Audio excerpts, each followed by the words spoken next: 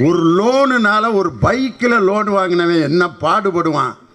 ஆனால் இன்னைக்கு ஒரு கடன்பட்டார் நெஞ்சம் போல் கலங்கினான் இலங்கை வேந்தன்னு கம்பன் சொன்ன மாதிரி ஒரு கடனால் பாதிக்கப்பட்ட இந்த சமுதாயத்தை அப்படியே படம் பிடித்து காட்டியிருக்கிறார் இயக்குனர் ராகேஷ்.